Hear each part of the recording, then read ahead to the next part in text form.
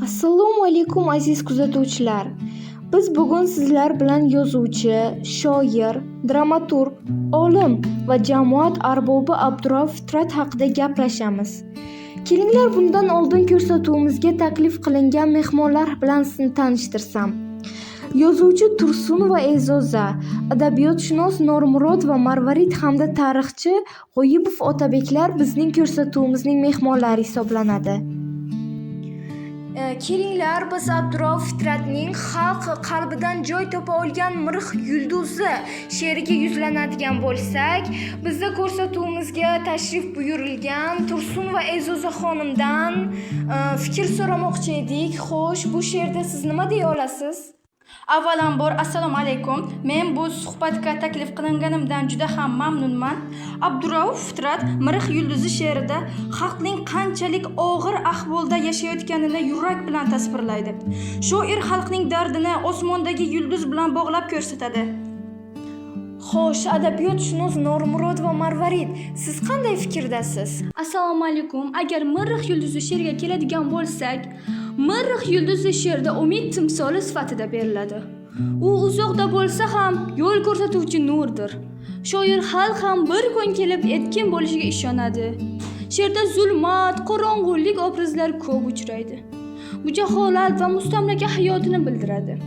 Fitrat bu holatdan chiqib ketish kerakligini ta'kidlaydi. Men o'z tajribamdan kelib chiqqan holda aytadigan bo'lsam, shoirning fikricha najot faqat ilm va ong orqali keladi. Agar xalq bilimli bo'lsa, u zulmatni yorib chiqadi va yorug' kelajakka yetadi. Adashmasam, bu she'r hozirda 8-sinf darsligida berilgan. She'rni diqqat bilan o'qib chiqishimiz kerak. She'rdagi asosiy ramzlar, Miriq yulduzi, zulmat va yorug'lik ma'nosini tushuntirib olish muhim.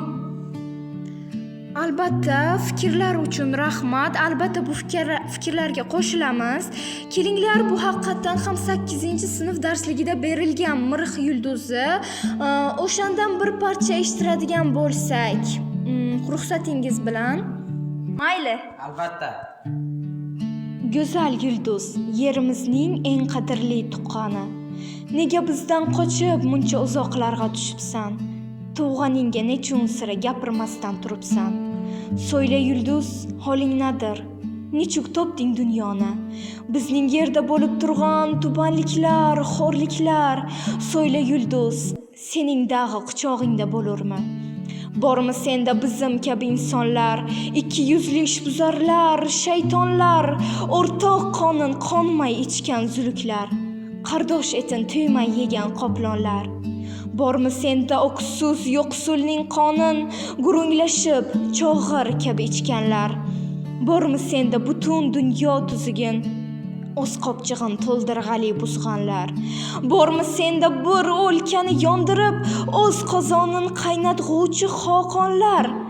Bormi senda qorin qursoq yo'lida elin yurtin borin yog'in sotqanlar? Ha, men bu she'rni eshitib ta'sirlandim.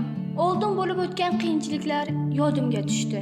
Mening fikrimcha, Fitrat nima demoqchi ekanini o'ylab ko'rish she'rni bugungi hayot bilan bog'lash, darsni osonroq o'zlashtirishga yordam beradi. Guruh bo'lib muhokama qilish, har bir o'quvchining fikrini eshitish va xulosa chiqarish darsni yanada tushunarli qiladi deb o'ylayman. Shunda she'r mustahkamlanadi, yodda qoladi va bilim mustahkamlanadi. Albatta biz ham sizlarni ko'rib turganimizdan bag'oyatda xursandmiz. Xulosa qilib aytganda, Abdurauf Fitratning Miriq yulduzi she'ri xalqning uyqudan uyg'otishga qaratilgan asardir.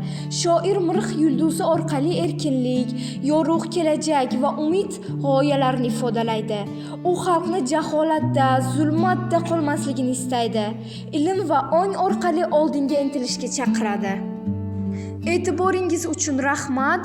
Kelgusi ko'rsatuvimizda Abdurauf Fitratning yanada boshqa she'rlarini ham olib chiqishga harakat qilamiz va intilishga yondashamiz.